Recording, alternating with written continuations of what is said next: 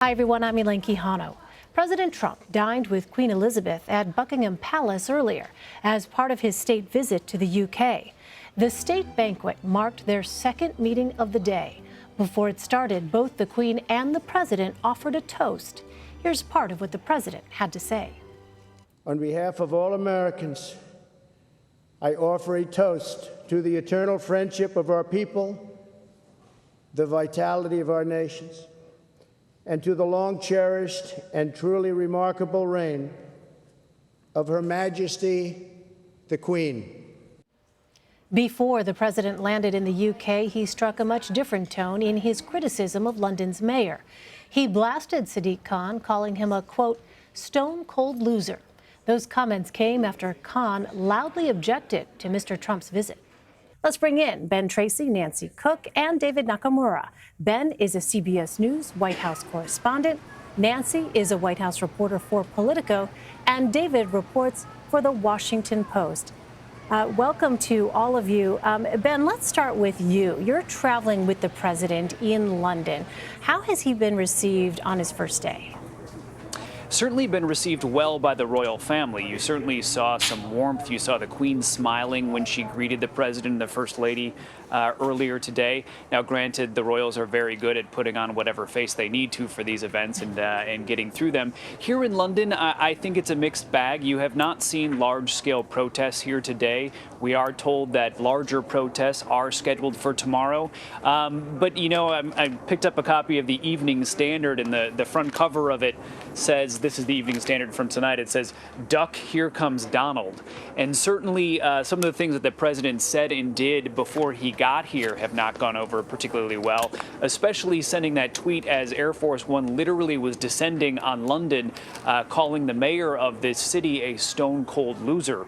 The two of them have had a pass. They have gone back and forth, but I think a lot of people here thought that was particularly bad form. Well, and President Trump has not shied away from weighing in on British politics. So Theresa May will step down as Prime Minister Friday. The president is backing Boris Johnson, a pro-Brexit politician, to replace her. Nancy, what is President Trump hoping to accomplish on this trip while the United Kingdom's leadership is in flux?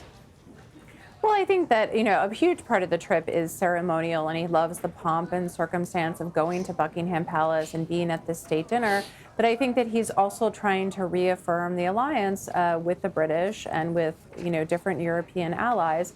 You know, it's been so thrown up in the air with everything that's going on with Brexit, with the president's own comments towards Theresa May, and just with all the trade wars that the president's igniting. All these global alliances have really been in shift. And so I think part of the purpose of the trip is to sort of bring some stability to that. Well, Ben, the Prime Minister and President Trump will hold a joint press conference Tuesday. What issues should we expect to come up? Well, that's going to be an interesting event because you have Prime Minister May, who her last day in office is Friday. So she is kind of the lamest of lame ducks when you think about that happening in just a couple of days. And President Trump has been critical of her publicly, saying that she's been weak in her negotiations on Brexit, and then suggesting ways that the EU should, or that the UK should go about leaving the EU. So I think you'll definitely see some questions about Brexit. I think the president very much wants to talk about trade. He is anxious for the UK to kind of extricate itself from the EU so he can make a bilateral trade agreement with the UK. So those topics likely to come up. And you might have some of the British journalists asking why the president is kind of wading into internal British politics and some of the comments that he has made before this trip. All right, Ben Tracy, I know you have to get back to your reporting. Thank you so much. Let's continue the conversation, and I want to turn now to the administration's Middle East peace plan. Secretary of State Mike Pompeo reportedly said, one might argue the Trump administration's Middle East peace plan is, quote, unexecutable and not particularly original. That's according to audio obtained by the Washington Post. Now, this is from a private meeting between Pompeo and Jewish leaders last week. David, do we know what exactly is in the administration's proposal? We don't yet, but, you know, as was reported in that story, it seemed like that the Secretary of State was already concerned that they've waited probably too long to put this forward. It's obviously a complicated situation, and President Trump talked in big terms about a deal of the century when he took over in trying to wade into this Middle East peace process. But they've delayed releasing this now for many, many months. And sometimes you get some of the most blunt and honest statements in these private kind of meetings, and that seems to be what happened here.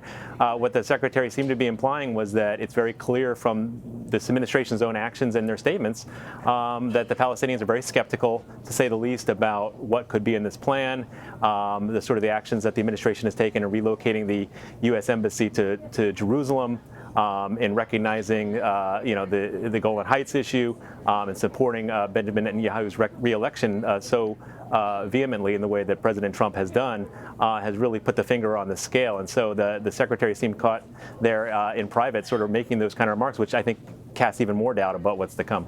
Yeah, and it's interesting because the president today said Pompeo's assessment, quote, may be right. And as David points out, the unveiling of the plan has been repeatedly delayed. So, Nancy, where does the administration go from here on this issue?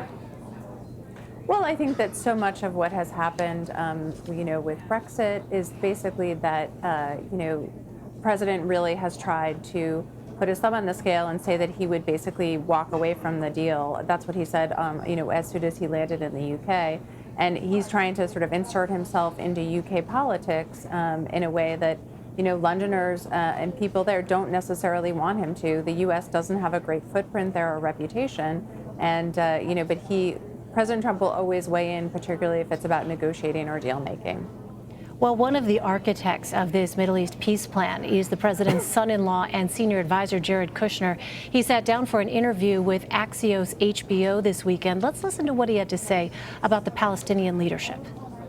Do you believe that the Palestinians are capable of governing themselves without Israeli interference? I think that's a very good question. I think that that's one that we'll have to see. The hope is that they, over time, can become capable of governing. They being the Palestinian Authority? The Palestinians. I think that there are some things that the current Palestinian government has done well, and there are some things that are lacking. And I do think that in order for the area to be investable, for investors to come in and want to invest in different industry and infrastructure and create jobs, you do need to have a fair judicial system. You need to have freedom of press, freedom of expression, tolerance for all religions. And Can they have freedom from any Israeli government or military interference? I think that it's a high bar. So Palestinian leaders have previously said they will not be attending the Trump administration's economic summit in Bahrain this month. David, do Kushner's comments further jeopardize both sides coming to the negotiating table once his plan is unveiled? Yes, I think it complicates it again. This is the U.S. position has long been that it favors ultimately a two-state solution, and I think the way that Kushner has talked about this, even in this interview, casts some question on exactly how much confidence the U.S. side now and the Trump administration has in such a scenario. And so, this kind of rhetoric continues to sort of look. The president is going into a re-election, and he's signaling quite clearly that he's sort of supporting Netanyahu's administration now. Netanyahu's in his own, having his own trouble domestically with even forming a government, a workable government, now faces another election, which is kind of somewhat unprecedented. But Trump has thrown his cards in with Netanyahu and really signaling to Jewish voters here in the United States that he has a strong Israel policy. And I think that Kushner's comments also seem to reflect that there's a sense throughout the administration that this is going to be a tough, sledding. It was always going to be. This is not an easy situation, but it's becoming more and more clear that even the administration now believes that its own plan seems unlikely to take hold. Right. It's something that we heard initially when the idea of Jared Kushner spearheading these discussions was met with some skepticism. It's really interesting to hear the administration now, especially that audio tape of Secretary Pompeo saying the same thing. Well, in keeping with the Middle East, in that same interview, Jared Kushner also commented on his support of Saudi Arabia. Here's part of that exchange. They've been a long-term ally of our country. When there are things that they don't do that we do not approve of, we talk about that with them privately, but we feel like we're in a position now where there's a lot of interests that we have that are shared with them, and our goal is to pursue those interests. So Sunday marked 8 months since the murder of Washington Post columnist Jamal Khashoggi. Last year, the CIA concluded the Saudi Crown Prince ordered that killing.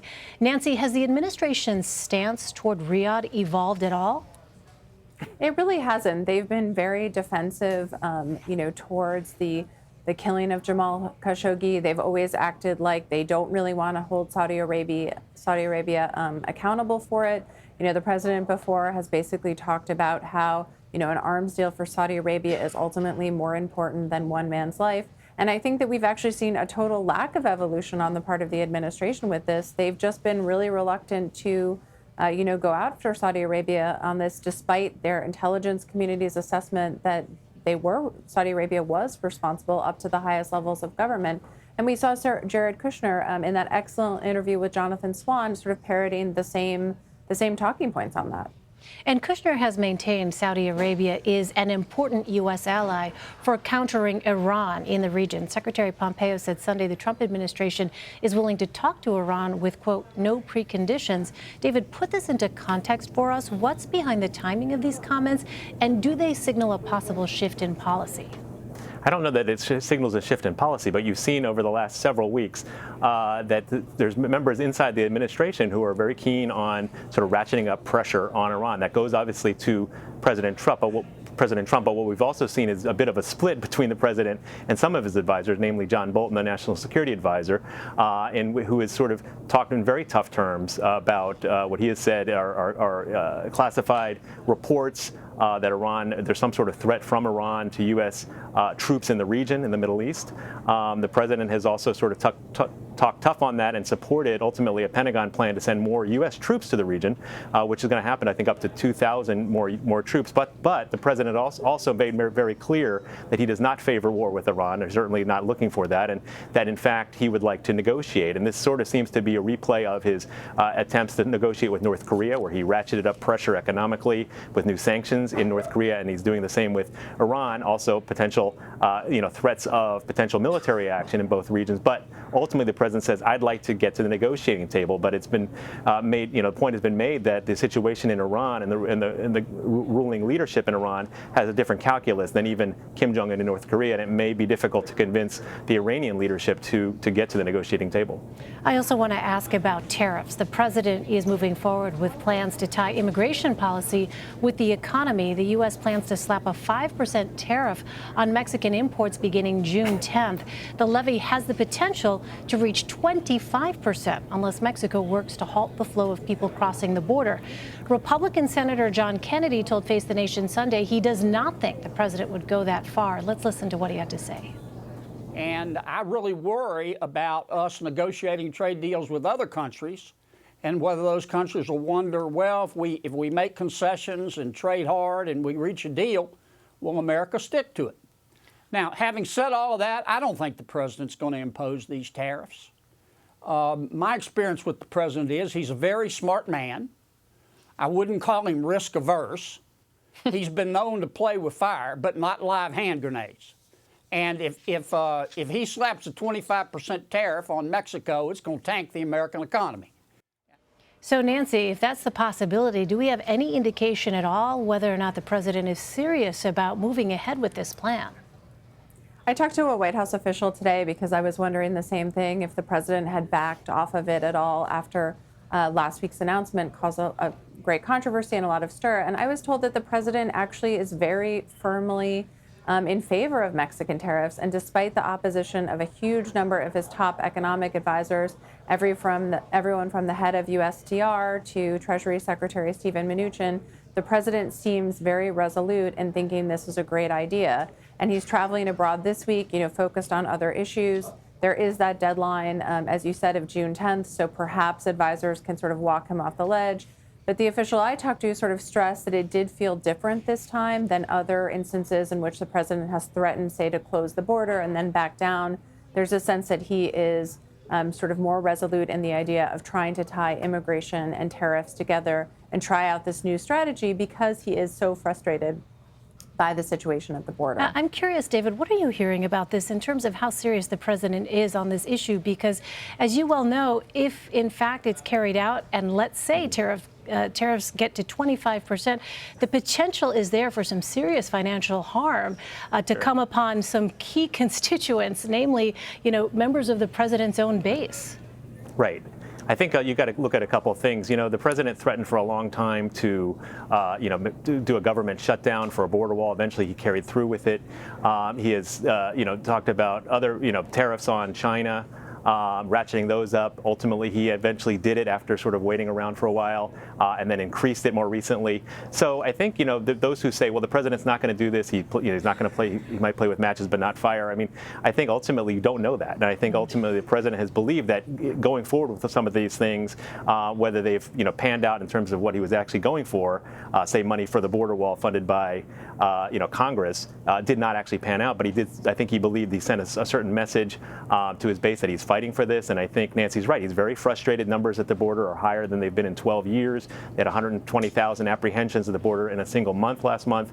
The president's very frustrated. He's cleaned out some of his DHS leadership team. I think he looks at tariffs as something he's comfortable with, something that he did with China, and it's not had quite the economic, to hurt the economy in the U.S. as much as some may have warned. And so I think he feels emboldened that the U.S. economy can withstand this, and he can ultimately maybe get some gains either from Mexico or at least send a signal to his base that he's willing to fight for it. All right, June 10th, just around the corner. Finally, I want to go back to Jared Kushner's interview with Axios HBO.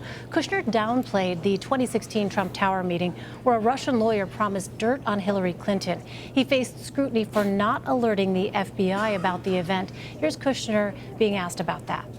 Does it not set off at least some alarm bell when you see an email saying that the Russian government wants to help the campaign? Like I said, the email that I got on my iPhone at the time basically said show up at 4. I didn't scroll down. I never would have thought about that. It had Russia in the subject line. Again, I would get about 250 emails a day. And so I literally saw show up at 4. I showed up at 4.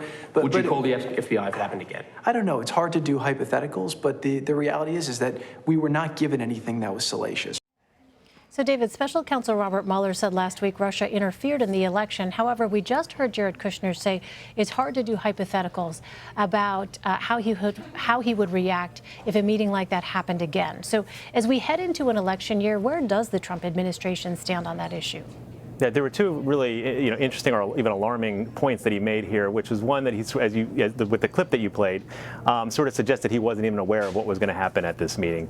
That's one sort of issue. But I think you're making sort of an important point, which is that that interview continued. Jared Kushner was asked, would he, if contacted by a foreign government in the next campaign, immediately call the FBI or not? And he equivocated and said he might not. And that is very alarming.